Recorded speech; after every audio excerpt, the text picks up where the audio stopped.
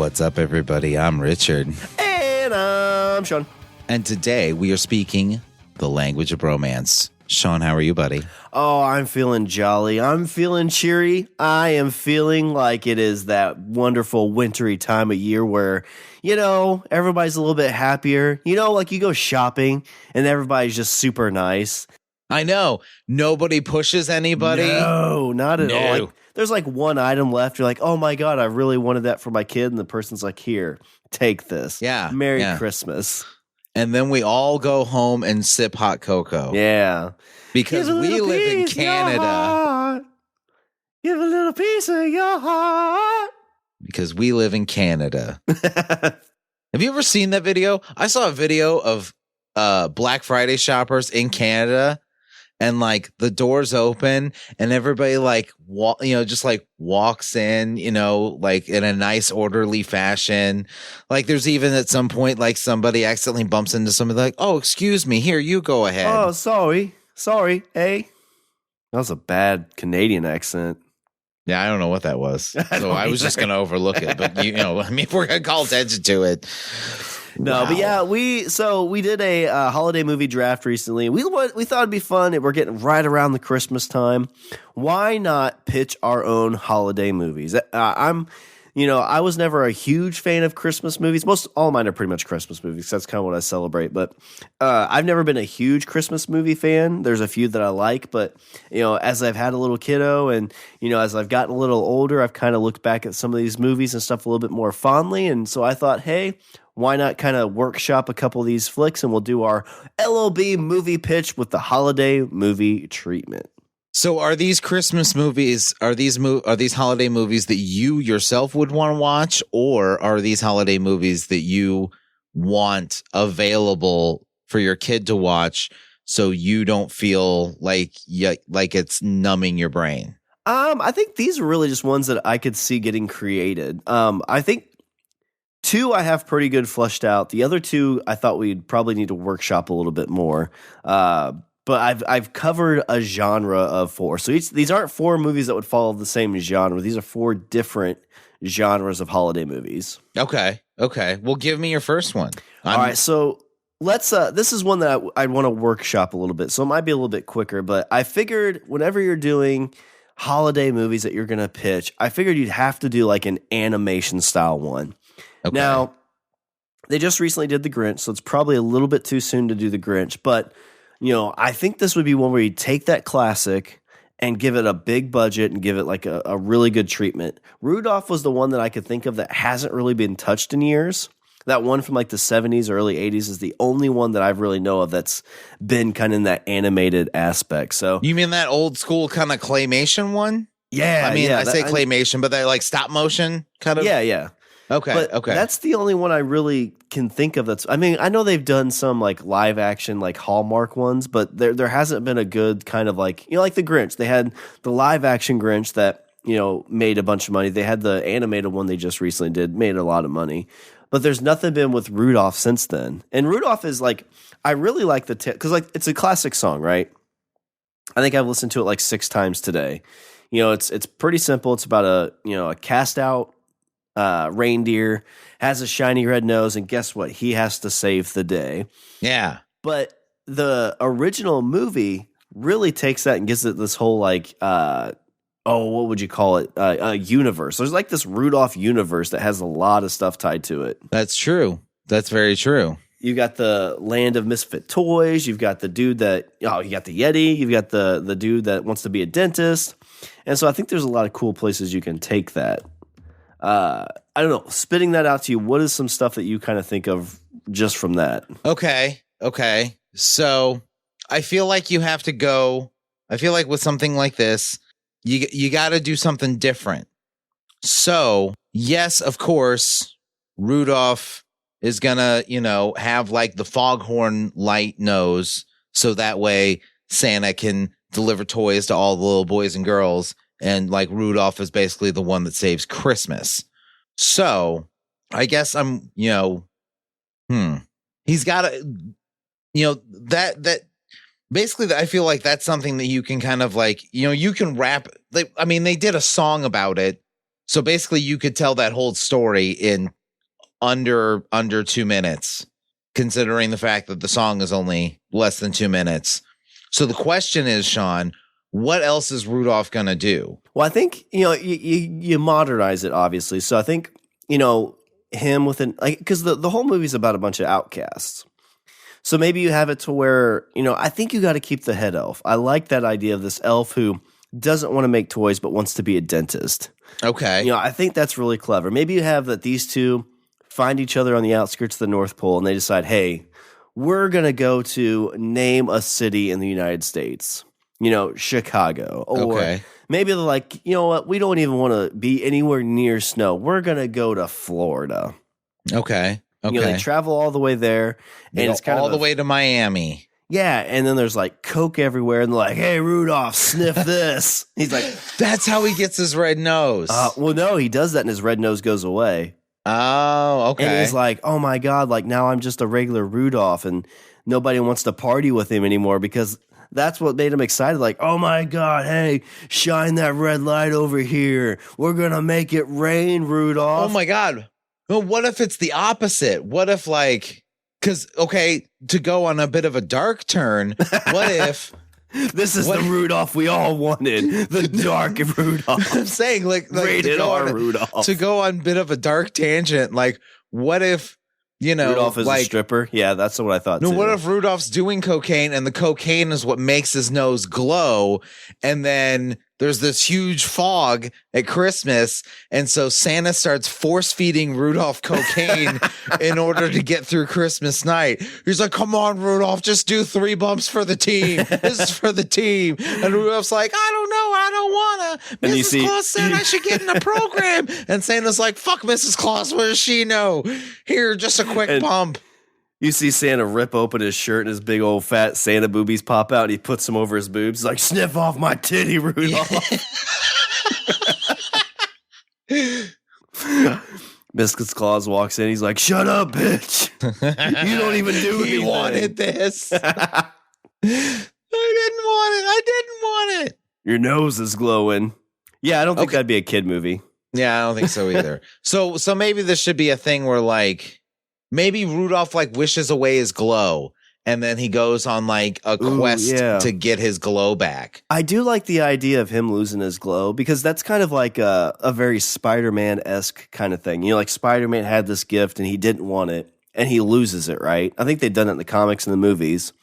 And his whole thing is I need to get this back. So I don't know, what would make, besides doing loads of cocaine in front of strippers, what would make, what would make Rudolph lose his glow? Maybe he wishes it away because he just wants to be like every other reindeer. Ooh, so what do we, so okay. Maybe it's Mr. Heatmeister. Yeah. Maybe he runs into him in Florida. Or something like that. Because we talked about that before. It's like, I'm Mr. I'm Mr. Sun. Right. And they run into each other on the beach of Miami because he's sunbathing in a banana hammock. And he's like, oh, hey, got a red nose there. He's like, yeah, I wish I just had a regular nose so I could be a regular Rudolph, a regular reindeer. So what this is? This is the plot of The Little Mermaid. Oh, yeah, okay, so he loses it. But he signs a contract with Heatmeister to lose his glow. And then he what does he lose? Does he lose his voice too? Do we need to do that? Because then he figures out oh shit, I screwed up. And then he runs into this elf that moved to Miami to be a plastic surgeon. Yeah. But he sucks at it. And then okay, what about this? What about instead of signing a contract to wish his nose away, what if the elf that's a plastic surgeon fucks with his nose and makes the glow go away, but the elf is secretly all embittered because he wants to ruin when Christmas? He wanted to leave to go be a plastic surgeon, Santa was a total asshat. Mm. And so this is his revenge. He takes he takes Rudolph's nose. And then he's like, got your nose. And then Rudolph's like, no, wait, I need it back. And he's like, fuck you and fuck Christmas. Because Rudolph is like out and about, and like nobody pays him any attention now because he's just a normal Rudolph, right? He's not like anything special. And then people are like, "Why the fuck is there a reindeer in Miami?" Yeah, it's like it's too hot down here. You're gonna die from heat exhaustion because you have all that fur. Yeah. And like furry conventions in the other city, asshole. That's Orlando. but then like he goes back and talks to the elf. He's like, man, this sucks. Like nobody cares about me. He's like, oh yeah, and guess what? And turns on the weather channel. It's like, it's gonna be a foggy ass Christmas this year too. Rudolph's like, well, what does that mean? It's like, well, without your nose to guide the sleigh, Christmas is gonna be canceled. Yeah, Christmas is fucked. Oh, and then Rudolph's like, oh my God, the one job I had. Yeah. But then what happens is he's like trying to get his nose, and the elf is like, gives him the double birds. But he runs into a Yeti that has gone to Florida too, because the Yeti's like, my dad wants me to eat the villagers like he did, but I don't want his life. I don't want your life, Dad. Oh, and he shaved himself. The Yeti shaved himself. So Because it's Florida. So he wears a pair of he wears like a lot of like Tommy Bahama shirts. You know who he cast for that role? The guy who it's the Big Show from the WWE. Yes. That's who would be our Yeti. Yeah. You throw some horns on him. Yeah. And so then some flip flops and Bermuda shorts. Yeah. And so then the Yeti decides like he doesn't like Florida. He wants to move back. But then these guys have to team up to get his nose back. And so they go on this like John Wick mission to get his nose without the killing. Because this is a PG movie. And they get back just in time to throw on the nose. And Santa's like, I guess Christmas is canceled this year. Yeah. And and he goes to lay down with Mrs. Claus. And Mrs. Claus is like, oh, the children. Yeah. He shuts off the lights. And what do you see outside his window? Sees that red glow. Yeah. And Santa's like, Christmas is back on. Well, first he's like, wait a minute, this isn't Amsterdam. How do you know about that, Mr. Claus? No reason. I'm just saying, March is a pretty boring month up here at the North Pole. Vacations happen. You know what I said? I gotta check my list twice. Gotta find out who's naughty. Or nice, right? Yeah, that too. I found out who's naughty, and don't worry, I checked twice. I'm riddled with disease, Mrs. Claus. I have like 8 kinds of syphilis. The only thing that keeps it as bay is cookies. I don't understand it. It's kind of a medical miracle. Cookies and milk's the only thing that keeps my white blood cell count in check. That's why you haven't made love to me in over 3,000 years. Yeah, that's the reason. Yeah, let's go with that. You only work one night a year, Santa. You could make Mrs. Claus come at least once a year. Well, first off, that's from James Bond. I like that. I like that pitch for a Rudolph movie. That is a movie that no child should ever see, and if they do, then someone should be sued. Yeah, well, some parents should probably not have their kids anymore. Why is Rudolph doing bumps off of Santa's boobies? Well, first off, what do you know what bumps are? Yep. This generation and the internet. All right, see, now I'm picturing Santa fucking just like, come on, Rudolph. Just a quick little bump.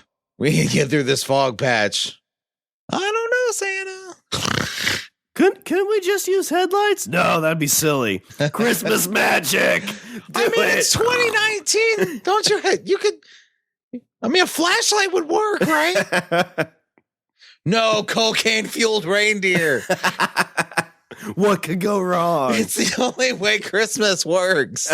Oh, God, the children.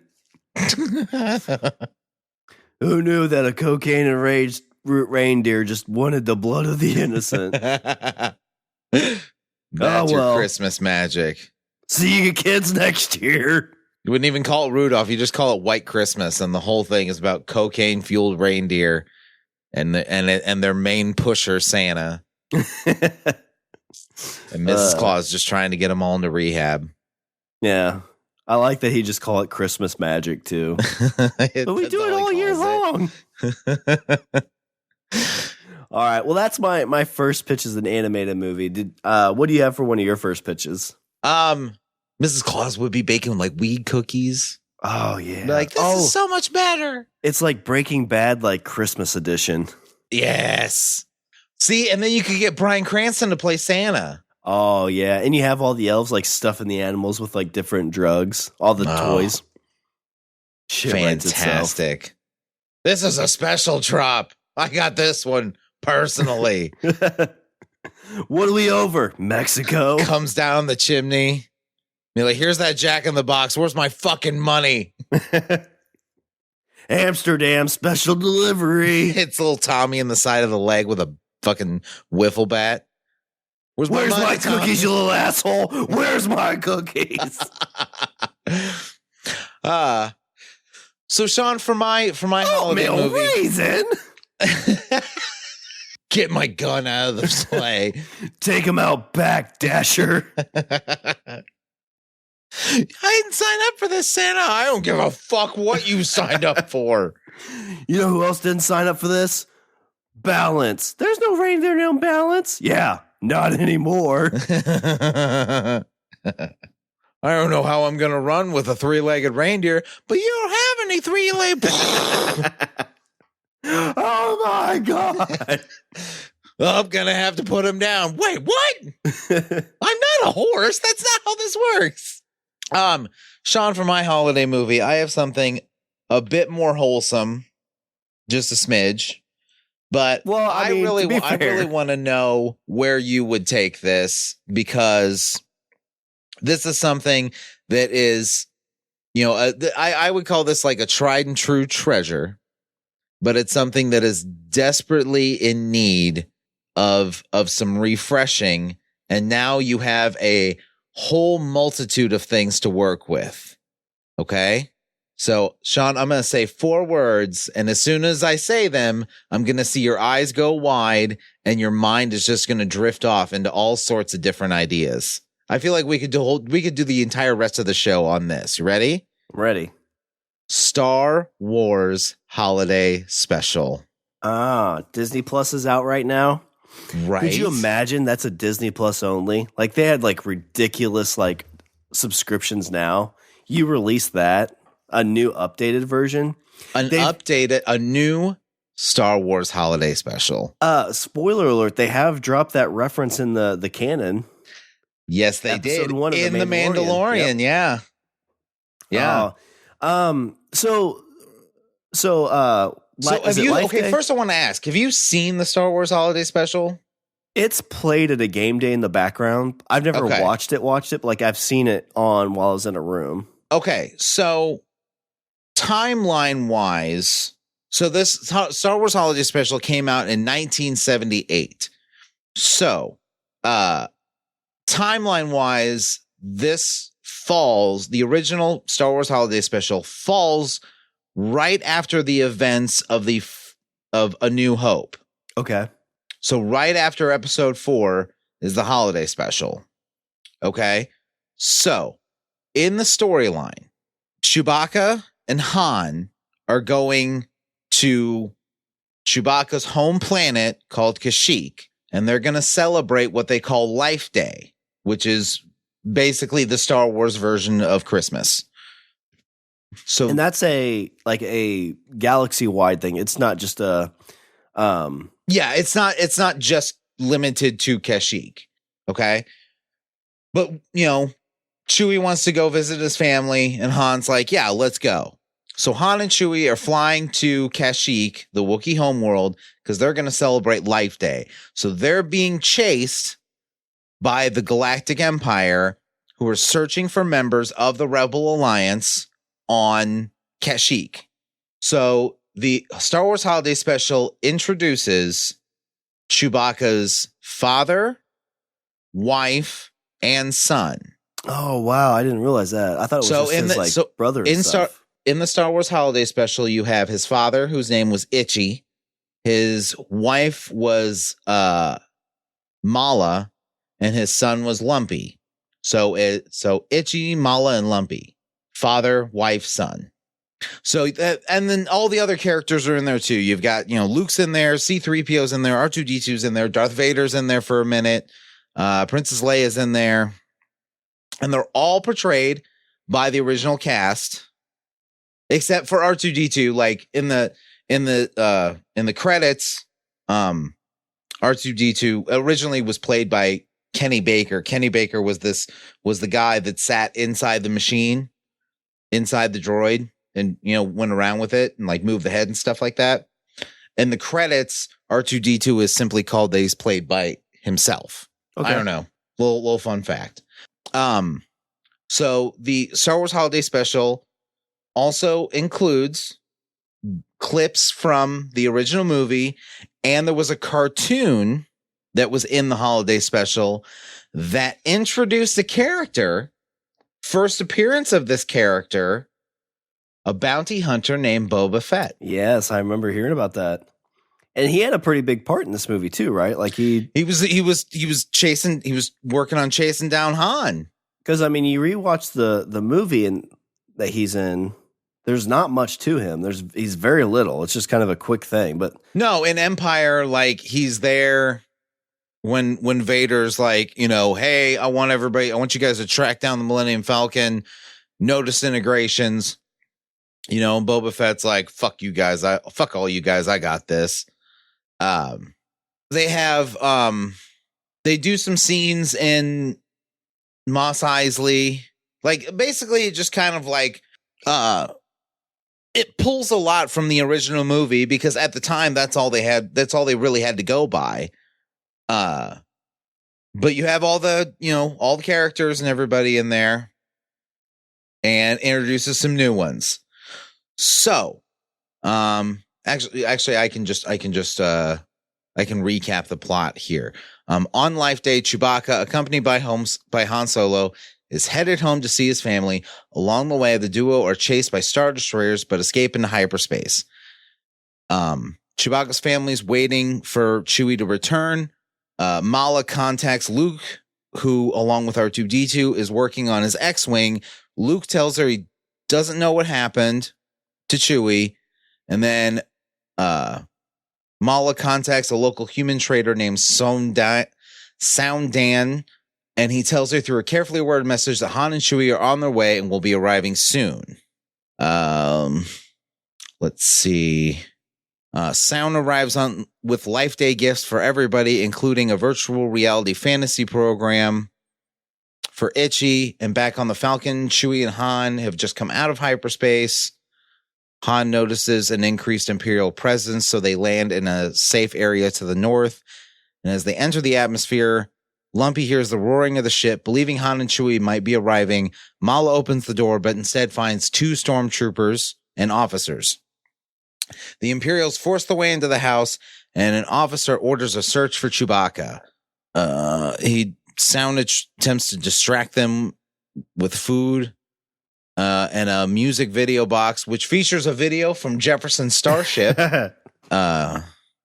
Let's see. Then they play the cartoon where the Falcon crashes on a water planet.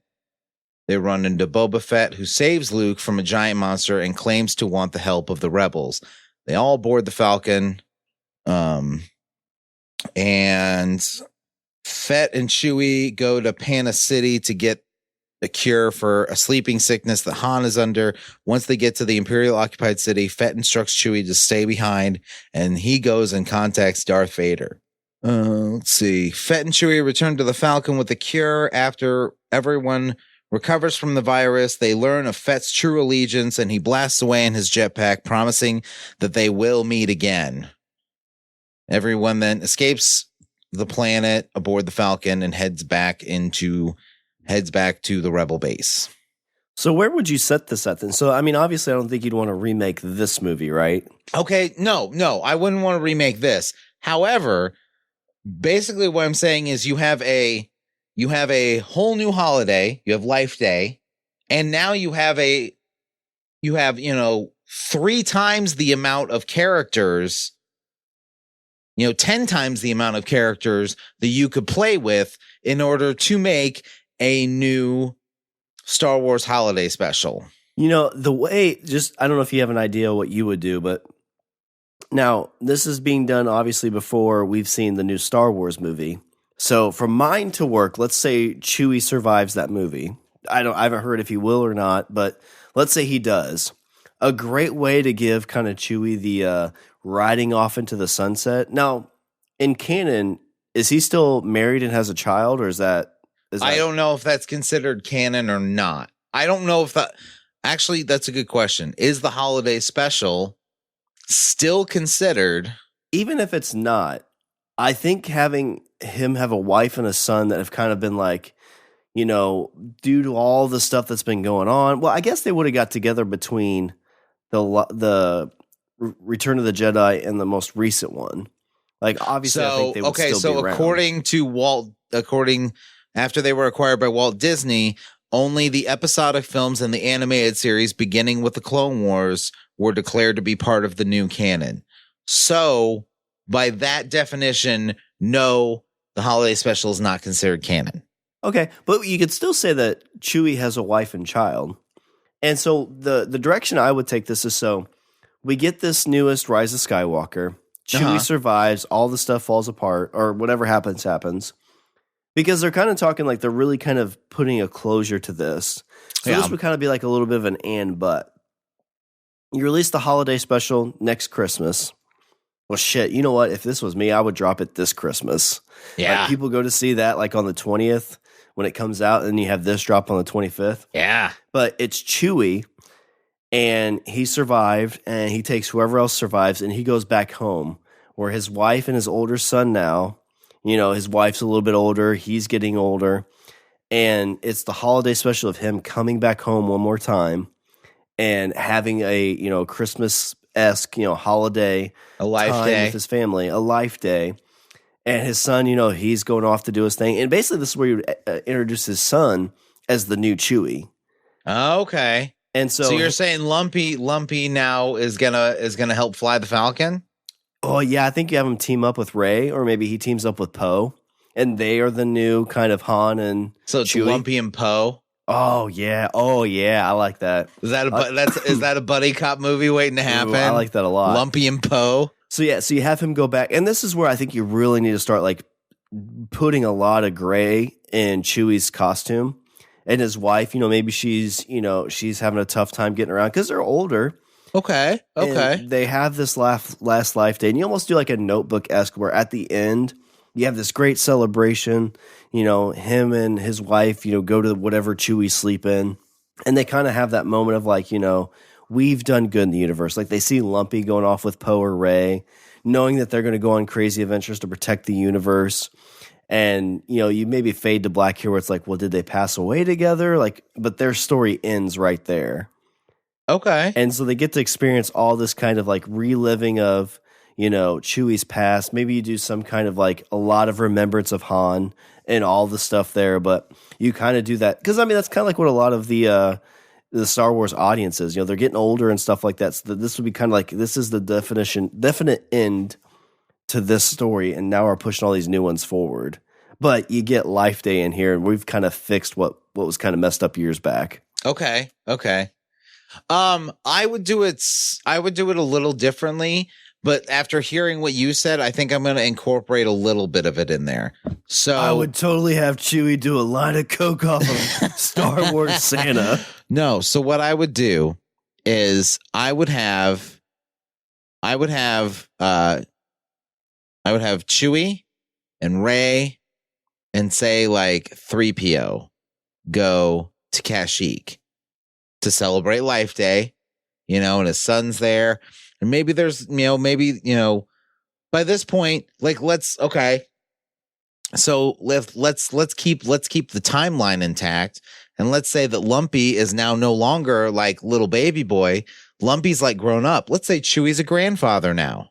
Ooh. Well, yeah, because all the what's Chewie's thing? Wookiees. All the Wookiees have kind of been eradicated, right? Like there's not very many left. There wasn't that many. Yeah, the Empire kind of put a huge kibosh on the Wookiees. So maybe that's really what you get to see here, an explanation of like, yeah, since the, you know, Return of the Jedi and the Empire was destroyed, the Wookiee race is kind of like coming back. Yeah. Okay. So now you have like a bunch of little kid Wookiees, and they're asking 3PO to tell them a story. Okay. So do you remember in Jedi when like 3PO would like tell all these fucking stories to the Ewoks, and the Ewoks are like, whoa, Okay, so 3PO. So this is how you do it. 3PO is going to tell a bunch of different, because 3PO is the only one that is one of only 2 characters that have been around through all 6 movies. Yeah. Him and R2D2. They've been around since the beginning. So what you do is 3PO and R2D2 together tell an anthology of Life Day stories about what happened to a bunch of different people on a given life day. Oh, you do kind of like these different vignettes of it? Exactly. I like that idea. Okay, Ooh, I like that so this is and this would be perfect for fucking Disney, because this lets them showcase the entire fucking catalog. Yeah. You have one story where it's Han Solo and Princess Leia, and like Han Solo's like, oh, well, I gotta sell my best blaster so I can get Princess Leia these awesome little, honey bun things for her hair. And she's like, oh my God, I gotta cut all my hair off and sell it so I can get a new holster for Han Solo's gun. Fucking whatever that stupid holiday movie's called, The Giving Tree or whatever it is. You have that whole thing. What is that story called? The one where the chick like cuts her hair off and the guy sells his harmonica. It's because they do that. Fuck, I don't know. It's like a super. Let me see. You continue. I'll figure out what. My wife's not that basic. I've never seen this. But see, this the way gift of the Magi. Oh, okay. So you do, Han and Princess Leia. It's a whole Gift of the Magi story. Okay. So you could do this whole like different anthology of stories. And this way you can do them all sorts of different ways. Like, let's say you have Han and Chewie. You could have, check this shit out. Ready? Here's where you go. Okay. You get the actor that played Han in the Solo movie. Ooh, you get him and Chewie together, and they do some fucking shit for Life Day. All right? Well, I mean, this is genius, because you just take all these like holiday, cliche movies, and you just give them a Star Wars twist. And exactly. And you know what you do? You do this as a whole December like thing. Like you have, oh my God, Life Day, episode 1 drops December 1st. They're like, oh, guess what? There's actually 15 of these. We're going to be releasing one every other day. Yeah. Like, holy shit. Like, I'm fucking in. So and it becomes a holiday tradition. I can't think of the kid's name that plays Han in that movie. But you have him and Chewie, and they're fucking flying the Millennium Falcon around, and they're going to do some shit for Life Day. Then you do a fucking Clone Wars animated with Anakin and Obi-Wan, and they do some fucking Life Day thing. Then you skip ahead and you go to the Rebels cartoon, and you have the characters there do a fucking Life Day story. Then you go and you have like fucking Rey and Poe and everybody, and they do a fucking Life Day story. Yeah. You do like all you them, just you could just bounce it around fucking everywhere. Yeah, you do like 15 to 20 minutes. So like if you watched all of them, it'd be pretty long, but it'd definitely be something like you could pick out each one that you really like, and because you have the 25 days of Christmas, right? Like you could easily, sit down with your kids and watch these, like, like the one you talked about with the, young Anakin and Obi-Wan. Like maybe they're getting like some kind of like presents for some kids or something like that. Maybe the Han and Chewie one that you're talking about, maybe that's them getting food for some people. Oh my God, my brain just fucking exploded. Ready for this? Check this out. Darth fucking Vader is visited by 3 Force ghosts. Yes. All right. Who's the Force ghost? Yoda? Well, no, this would be when he's Darth Vader. So it would be, one would have to be Obi-Wan. Say Obi-Wan, Qui-Gon, and Mace Windu. Would you do Mace Windu? Cause maybe his mom. Could you do his mom as one? Well, she wasn't Force sensitive though. Yeah, but they can't be like super connected, I feel. Like Obi-Wan, or like, okay, so Qui-Gon would be his ghost of Life Day past. Yeah.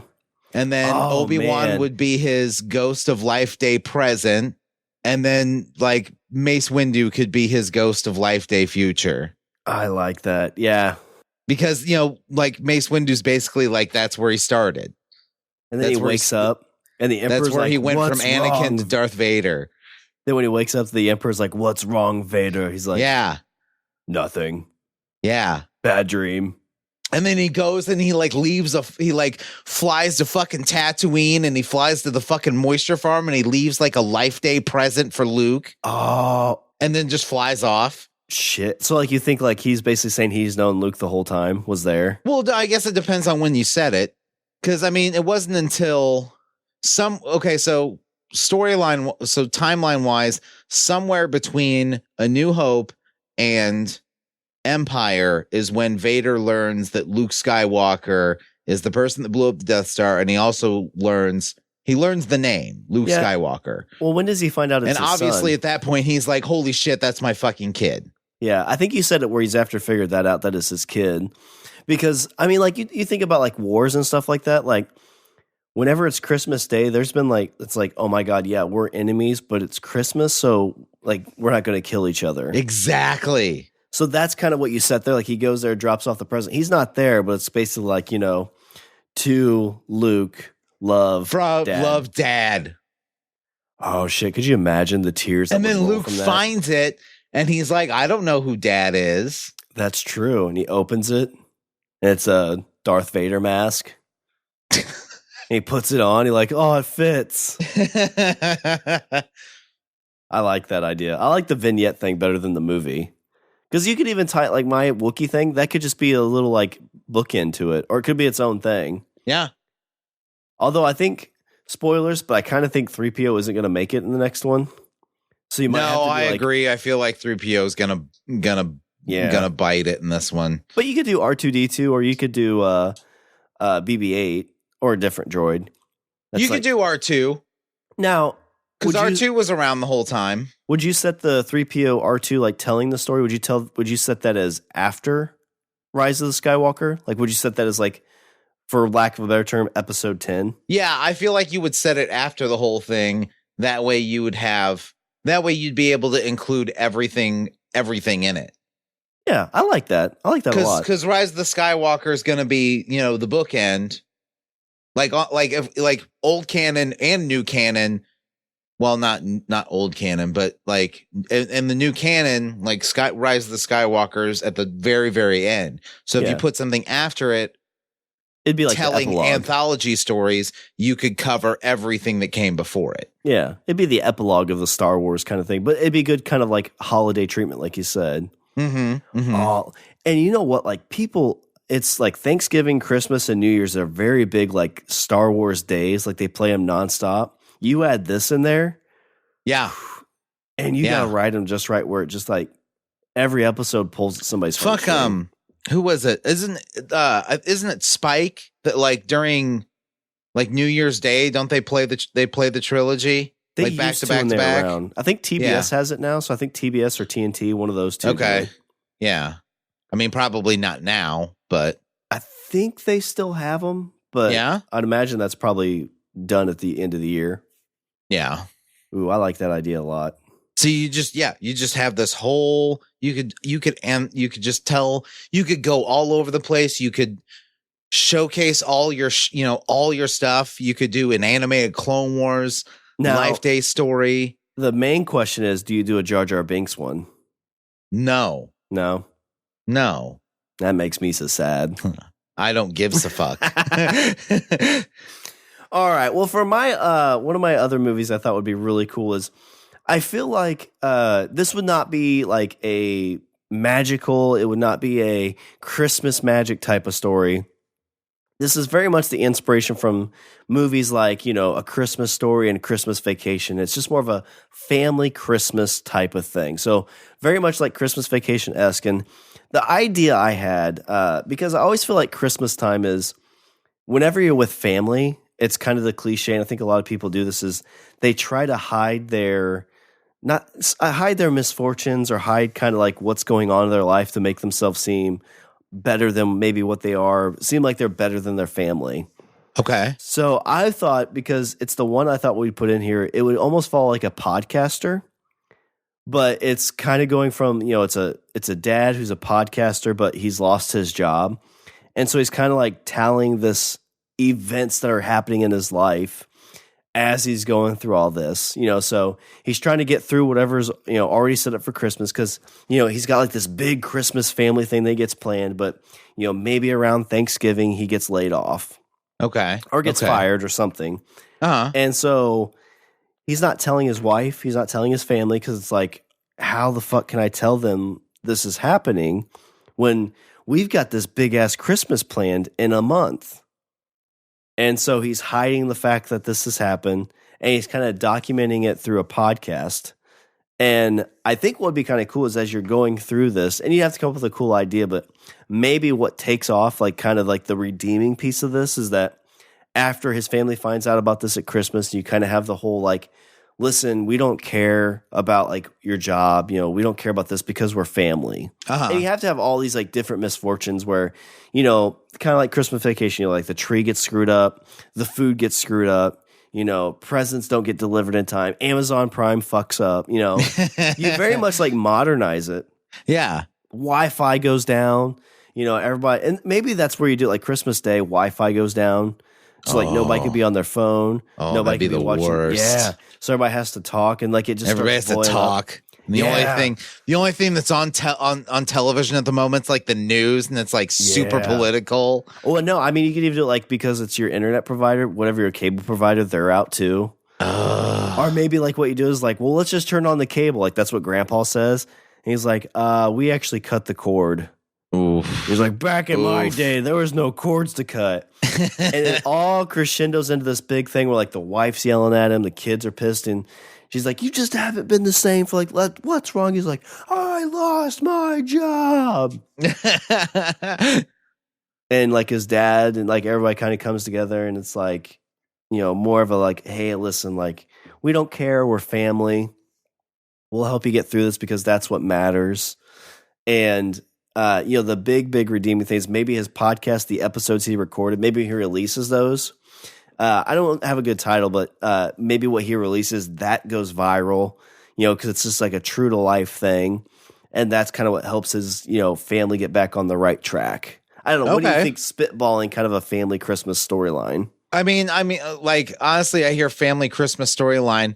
The first one that pops into my head is, like you said, it's Christmas Vacation. So like, oh God, like with holiday movies, I feel like there's,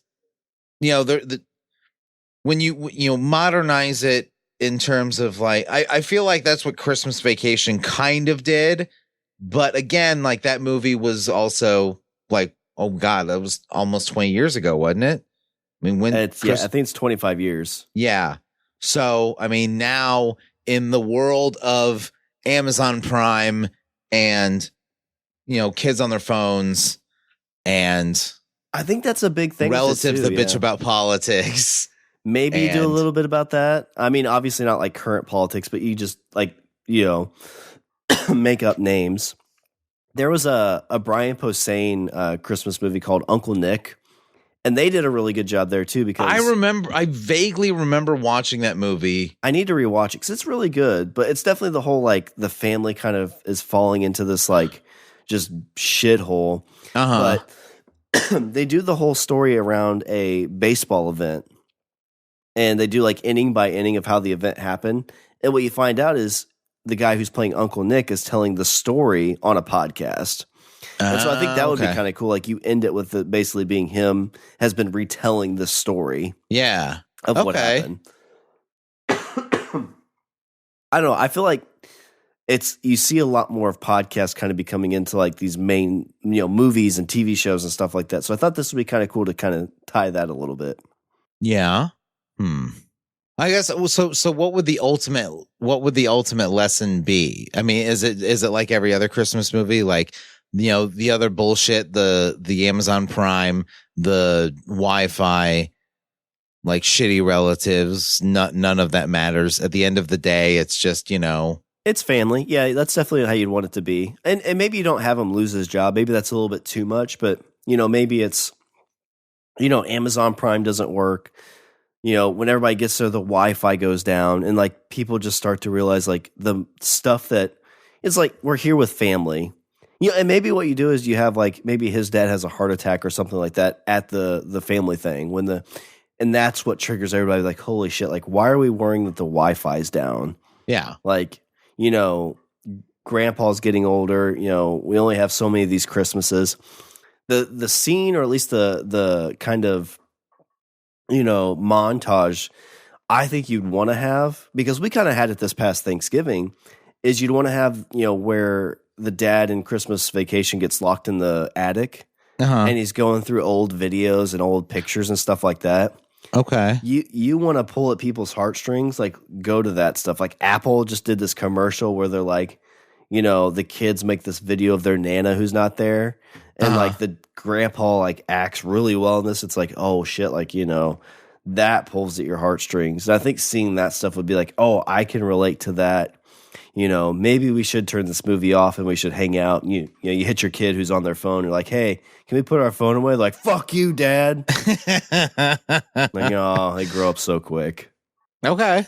But that's one I think you'd want to, if we're doing movie pitches, that's one I would kind of go with. But what do you have for your next movie pitch? So holiday movies, it was hard for me to do. So I only came up with two. So I have the one, I have the Star Wars one, and this is the other one.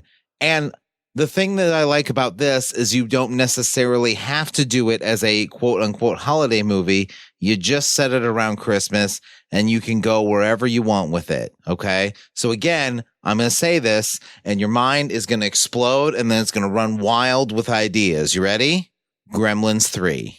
All right. I know Gremlins 1. I don't really remember Gremlins 2. Gremlins 2 was completely and utterly terrible. It was a bunch of gremlins in an office building, and I feel like it was designed to sell toys. And the reason I say that is because in Gremlins 2, they really were they were really dead set on having gremlins have specific fucking personalities. Oh, I gotcha. Yeah. So like there's a gremlin with like glasses and it's like, oh, it's the brainy nerdy gremlin. And then, there's a gremlin that,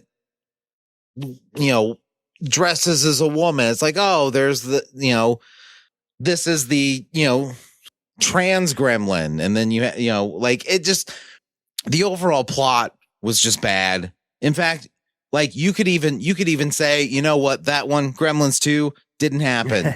We're doing new Gremlins. So if you're doing Gremlins 3, how are you selling me on Gremlins 3? Okay, so the way I think is, like after what happened with Gremlins 2, I feel like you have to make them slightly scary again. Okay. And so you set it during Christmas time. You have a kid that gets a little mogwai as a present. I feel like this kid should not be as stupid as Billy was in Gremlins 1, because like the dude specifically told him what the fuck to do and what the fuck not to do. And he does the bullshit anyway because he's a goddamn idiot. So I feel with Gremlins 3, it should be a kid that gets a mogwai as a present and doesn't know how to fucking take care of it. And then there's a bunch of eggs that show up and then gremlins pop out. So this could be a bath, not knowing. Yeah, exactly. Like you could even still feed him chicken, because in the first one they ate chicken after midnight and that's what made them turn into fucking monsters. But with this one, so you have the mogwai and shit goes wrong. And then the other mogwais show up, and then they eat after midnight, and then they get in the eggs, and then they come out as the fucking crazy ass gremlins. So then you could have, like maybe, honestly, you could do it a lot like the first one, where like maybe this is just a kid that like goes to school, maybe he's bullied. Maybe there's like, some grouchy old fucking lady that lives on the street or old man that lives on the street. And the gremlins go and fuck with him. Well, maybe. And they go and fuck with the bully. Do you think that's how he gets the present? Like some older person has been keeping what's his name? What's the mogwai's name? Gizmo. Gizmo. Keeps Gizmo. And like he passes away and like gives it to him as a present. That's how he gets it. But he didn't have time to teach him the ways of Gizmo. Maybe. And that's how it all kind of starts. Like the uncle passes away, and then the kid finds Gizmo in the basement. Yeah. Oh yeah, and it's all hungry and tries to eat his leg. All right. I'm down. Let's go with it. Well, you want to make it scary. He like walks down there, you see Gizmo go, meow, runs across the room, bites his leg. And so he gets scared, so he sprays it with a hose, and that creates all the eggs. But with this, you'd have like all your, you'd have all your Christmas trappings. You'd have your snow. You'd have your, your Santa Claus. You'd have, all your stuff. But I feel like that could, there's a lot of movies like holiday movies or Christmas movies or whatever that have nothing to do with the holiday, but people like argue over whether or not it should be a holiday movie. The first one that comes to mind, obviously, is Die Hard. Like, is Die Hard a Christmas movie? And like, yeah, it's set during Christmas, but what the fuck does it have to do? Like, what aside from the time that it's the time that it's set in, what does it have to do with Christmas or the holidays? I don't know, but I want to stick another movie in there that everybody can argue about over the internet. Over whether or not it's a Christmas movie. Yeah, and I think you like a lot of these things. Like you take the original plot to an extent, modernize it, and you got your movie. Like this is where you find out that mogwais don't age. Yeah, they just kind of stay the same age. So it's kind of like a parrot. It gets passed down from family member to family member because parrots live to be like 120. Yeah, and like maybe you like generate some extra lore for the mogwais. Yeah, like maybe where they come from. Or maybe they come from like Santa. They're actually elves. They're from Krampus. Yeah. Oh, that's a good. Oh shit! Yeah. You bring Krampus into this? Yeah. That would really scare some kids. Creepy Bonehand comes in. Is like, "Where's my gizmo?" Why does he sound like John Lennon? I like that. But yeah, you just evil gremlins show up, wacky hijinks ensue, and then, the little kid has to figure out how to kill all the terrible evil monsters, and peace reigns throughout the land. Fairly simple plot, but I feel like, remaking Gremlins, or doing another Gremlins movie, remaking Gremlins, I feel like putting that back out in the space is the movie that would cause someone to come to us and say, hey, you're the guys that made that Gremlins remake. I've got a hot take on something you could do with it. And then we go, really? And then we produce it, and then we make $85 million. Oh, yeah. Because there's only been 2 movies. It's a property that's been dormant for like 25 years, but everybody knows about it. Exactly. So, yeah, that's one that comes back. And you do kind of, like you said, you don't reboot it. It is essentially Gremlins 3. Like you call it, like you said, White Christmas is the best name for it. So it's Gremlins White Christmas. Yeah. Maybe it's Gremlins Red Christmas. Yeah, there you go. Metal it up. All right. Well, to keep on the scary Christmas, so I've got 2 movies left. This one I've got a little bit of an idea for, but excuse me. There's scary Christmas movies out there. Yes. And so with this one, we just made one. We made one. This one's going to be a little bit scarier. This is like the Krampus. This is the rated R Christmas movie. Okay. So what you do, Richard, is you have a group of people, somehow they get lost in very much northern Alaska. Because I don't know if you know this. I think there is a North Pole, Alaska. Oh, I didn't know this. Because I remember being a kid and being like, oh, send your letters to North Pole, Alaska. Okay. So that's why I think this is where you'd want to set it. So somehow they get lost. They're trying to travel. It's around that Christmas time, and they're trudging through the snow, and they're looking around, and they're like, "Oh my God, we're like plane crash." I think would be the best thing because that would get you way out of like. It's a reason. Let's say they're researchers. They're going up to the North Pole. They're going to do some scientific research. There's been some bullshit goes wrong with the plane. Yeah, the plane starts going down. There's been some weird oddities in this area, so they're kind of doing some radar work. So they get lost and they're trudging through, and it's like, we're going to die out here. Like, who are we going to eat first? Because we're going to die soon. Right. And what do they happen on, We've Richard? been crashed for 5 minutes. I don't know. I'm just saying, I'm a little peckish. So let's just figure out who the fuck we're going to eat first now. So that way it's not awkward later. So they're trudging through, and what do they come upon, Richard? This like old abandoned looking like workshop. Ooh, okay. Like, it's like, it doesn't look very like it. I mean, it looks like just a shed almost, like an old wooden shed. So they walk in, they open the door, and when they open it, you hear like a little sleigh bell. Oh. And so they're walking around, and like it looks so much bigger on the inside than what you would expect on the outside. And they're kind of looking around, and they're seeing like all these dilapidated toys, and these tools are just all messed up. And one by one, they start getting picked off. And what we'll see as the audience is you see these elves with like all these different hand tool stuff coming around and killing each one of them, right? Oh, shit. And so like they're all kind of culminating into this thing where like, oh my God, these elves are trying to kill us, but they don't know what it is. And somebody's like, oh my God, I think we're in fucking Santa's workshop. Like, you're fucking high. Like, we're in Alaska. He's like, yeah, but I still think we're in Santa's workshop. Like, we're not in the North Pole. And like, yeah, but there was like a North Pole, Alaska. Maybe that's where we're at. Like, you're fucking high. He's like, well, I'm going to live. You're all going to die. And what they end up like the culmination of this, Richard, is they get to, it's, a D&D-esque, dungeon crawl. Yeah. And they get to the end, and what they see on this throne surrounded by these, bones of reindeer is this extremely dilapidated, super skinny dude in this red suit. And when they show up, they're like, holy fuck, like, what is this? Is this some like demon? And Santa like sits up, and the elves come out. And what we find out is that the spirit of Christmas has been gone so long, Richard. That's like what, it's like Freddy Krueger. He fed off fear, but Santa fed off the spirit of Christmas. And since the spirit of Christmas had gone away, he had become super bitter. The elves had become super bitter. There's like a little civil war or whatever. And there's only so many left. And when anybody stumbles across this little workshop, they just kill them all and like suck whatever little bit of Christmas spirit they have like a drug. Oh, shit. Yeah. And so the whole thing is like maybe like they'd get just enough Christmas spirit to get one of the reindeer to stand up. And you see Santa get on that reindeer, be like, Santa's back in town. Motherfuckers. Santa Claus 2.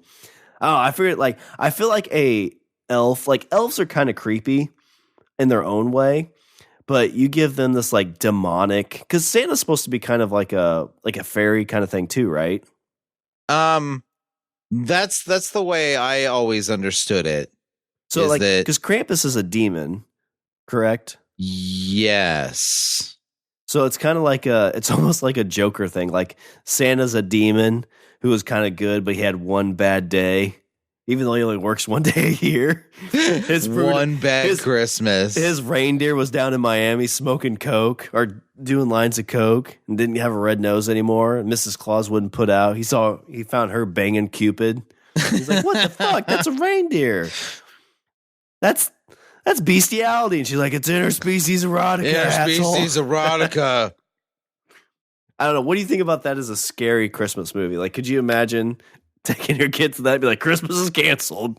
I kind of like it, especially when you said, like, oh, you do it like a D&D dungeon crawl, because there are actually like Christmas themed D&D adventures. Oh, really? Like one shot D&D adventures that are set in Christmas. I just pulled up one off the top of my head, or I just did a quick Google search for one, and you have Shawn, I have D&D stats for Frosty the Snowman.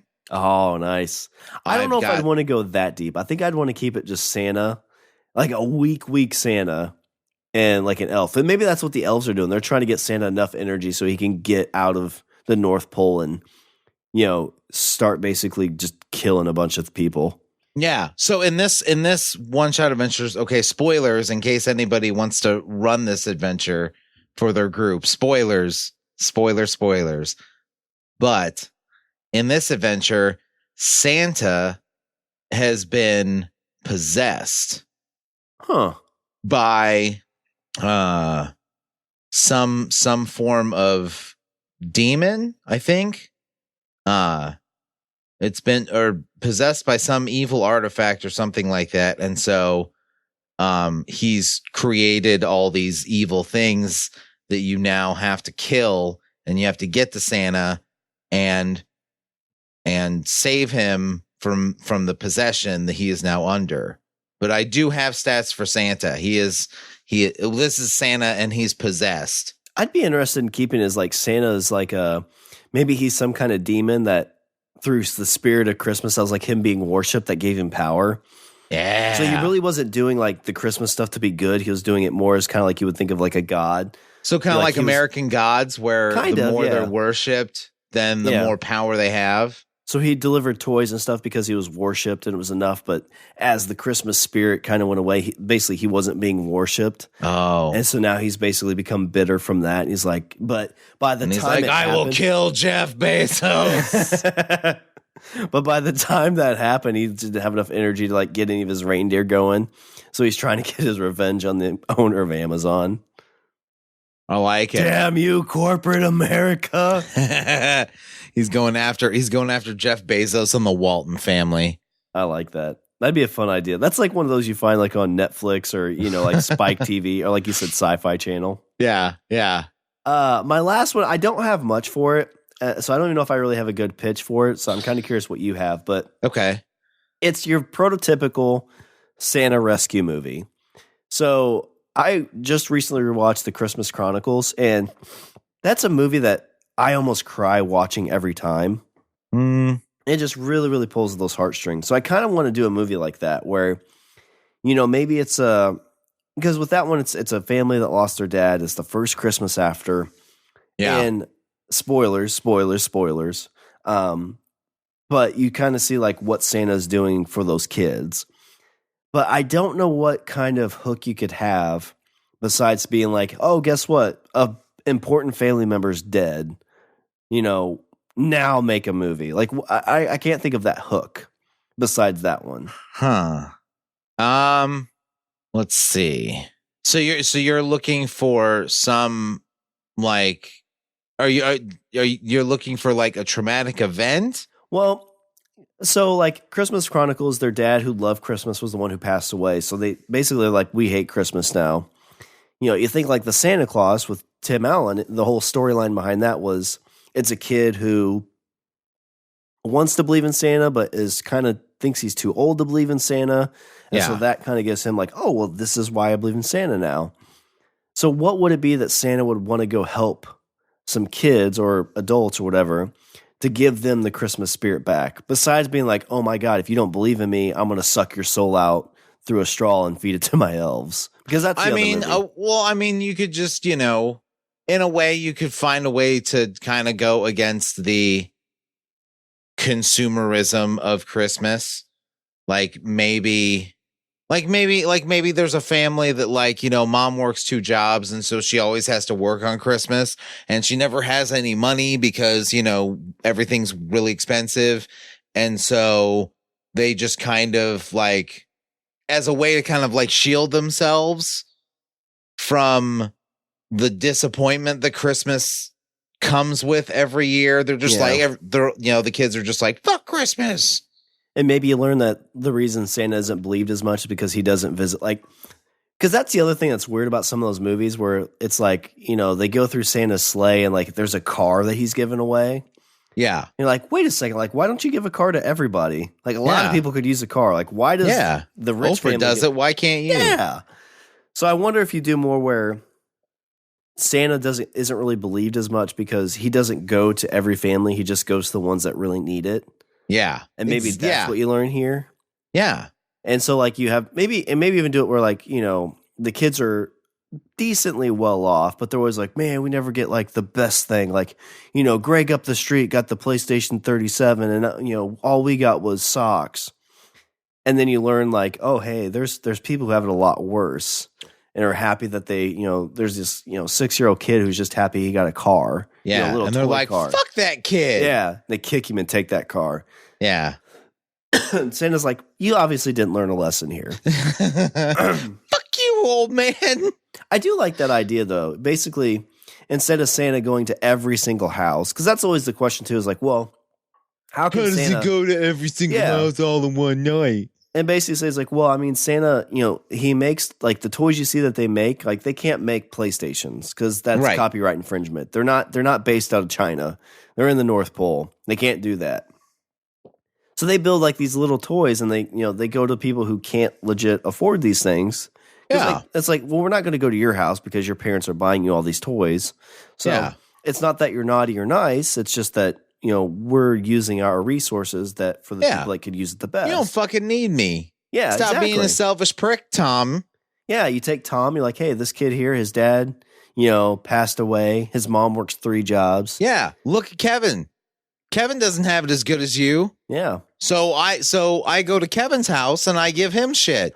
Oh, you can go fuck yourself, Tommy. You know how you tie that too is because maybe this kid's being a bully to Kevin. Yeah, he's not really like bad, but just like he does. Well, and that's the present that Santa is going to give Kevin is he's gonna basically make Tommy stop bullying. Well, no, I was talking about like so Tom's the guy that goes with Santa, and he's with his friends like pick on Kevin because like he's from the wrong side of town, doesn't have money, doesn't wear the nice clothes. Yeah, and so then Tom does this whole adventure with Santa. And then when he sees that they go to Kevin's house, he sees how tough Kevin really has it. Right. How his friends picking on him really hurts him.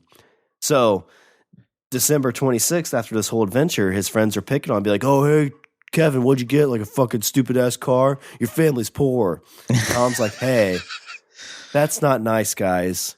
Hey, Kevin, let's go get a soda. And they walk away and become best friends. Yeah, and then all the other bullying kids are like, fuck those two. You guys are stupid. You guys are going to go suck each other's dicks, aren't you?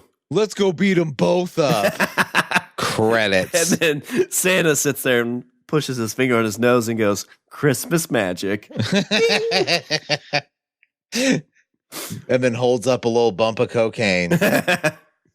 Christmas magic. He pulls up his boob. Is like, oh, Rudolph missed a little bit. Rubs his teeth with it. Mrs. Claus isn't expecting me for another couple hours. Amsterdam it is. Here we come. The end. Well, Richard, these movies that we made, I think are excellent and Academy Award winning worthy, but probably won't get to see the light of day. But what do you have for some Richard's closing thoughts? Disney, call me, because everything I just said, even though you own the property, the ideas are mine. So Disney, call me. Christopher Columbus, the guy that wrote Gremlins, call me. Is his name really Christopher Columbus? Chris Columbus, yeah.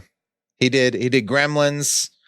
I think he did Home Alone too. I thought that was the dude that did all the like the Breakfast Club and stuff. Did Home Alone? John Hughes? Yeah. Did he wrote? Did Christopher Columbus direct it? I think Christopher Columbus directed it. I think he also did a lot of the Harry Potter movies too. Do you think it sucks to be him to like whenever he talks to people like, hey, did you know your great great great granddad was an asshole? He's like, fuck you. That wasn't damn it. I'm not my great great great great grandfather. Yeah, he did the Home Alone movies. Or no, he did the Harry Potter movies. He did he did the Percy Jackson movies. He's the reason we have Jingle All the Way. Oh, yeah, it's a great one. God damn it. Let's see. Oh, no, yeah, he did do Home Alone. He did both of them. He didn't write them. He just directed them, right? He directed them. He also directed Adventures in Babysitting. God, I love that movie. He did write Gremlins 2. Strike 2. Oh no, he wrote Gremlins. He wrote Gremlins and Gremlins 2, but he also wrote The Goonies. So yeah, that saves it. That's pretty sweet. That's a pretty good history there. Yeah. Good body of work. So anyway, call me because I've got ideas. Shawn and I have ideas. We're idea machines. Yeah, I mean, we did this. There's no preparation here. We just came up with 4 ideas, spitball. I just pulled all of that right out of my ass. Every single inch of it. $6 million ideas. Yeah. Actually, more than that. Like $6 billion ideas. Yeah. And I've got them. All you got to do, pick up the phone. Yeah. All we need is like $40 million and Ben Affleck. Yep. And I'll make the fuck out of something. Yeah. Well, before I jump into housekeeping, I just want to wish everybody a happy holidays, Merry Christmas, or if there's whatever else you celebrate. Merry Christmas, Merry Hanukkah, Happy Hanukkah, Merry Kwanzaa. Is it happy or Merry Kwanzaa? I don't know. Happy Winter Solstice. Yes. Yeah, we should have looked up all the other holidays because we mentioned that during our other episode we did for the draft. Yeah. But we're coming to the end of the year too, so I hope everybody had a great 2019. Hope you had a great decade. We're going to go into 2020, which I never thought was possible. I'm really looking forward to Sequest. And C-Lab. Wasn't C-Lab 2020? Was it? I know it was Sequest 2020. But yeah, thank you for joining us this year. Again, we're excited to see you guys next year. And Richard, unless you have anything else to add, I would jump into a little bit of housekeeping to get us prepared for the Christmas guests. No, I am good. Please housekeep us and play us out, good sir. All right. We'll visit our website, we're languageofbromance.com. Follow us on Twitter and Instagram at languageofbro. Email us at bros@languageofbromance.com. You can like us on Facebook. And if you're trying to get some of that Christmas shopping done, check out the LOB merchandise we have at our TeePublic store. Just go to teepublic.com and search for Language of Bromance. And if you're like, hey, I want to give you guys a little bit of a Christmas gift as well because you've been in my ear all year, go to our Patreon account at www.patreon.com/languageofbromance. And remember, we are part of the jolliest podcasters around, the Pod Bros Network. Yeah, podcast network that's full of holiday movie ideas. Yeah. People in Hollywood. All right. Was there anything else before I close her out? Nope. All right. Well, that's all the bromance we have for this show. I'm Shawn. And I'm Richard. And remember, Disney Plus, Disney, and all the other people that want to give us money to make these movies, don't be a why. Be a why not. Be a why not. Be like, why not? Why not give these guys $40 million? Dude, that Star Wars idea and that scary Christmas one is like, that's what I want. Like, yep. I want to see a creepy ass skeleton Santa. Yes. It'd be a Scanta. Scanta. And shit, seeing Rudolph do bumps would be pretty sweet too. These are all great ideas. I'm going to go draw that right now just so I can look at it.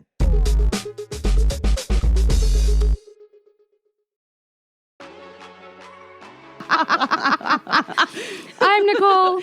And I'm Sarah, and we are the Homance Chronicles. The Homance Chronicles is an adult comedy podcast where we laugh like this all of the time at our real life shit. It's what happens, where we talk about everything from dating disasters to poor choices after drinking entirely way too much. We always drink too much. That's a terrible thing. It leads to awkward encounters. Both sober and drunk, though. True. That's very true. The Twilight Zone is real. It's the ultimate girl talk where we share everything. Everything. Butt stuff. Yeah, all the stuff. You can find us anywhere you listen to podcasts. Just search the Homance Chronicles. And if you haven't figured it out, Homance is the girl version of a bromance. So get ready to giggle along. Tell me that you recorded it. Homance out!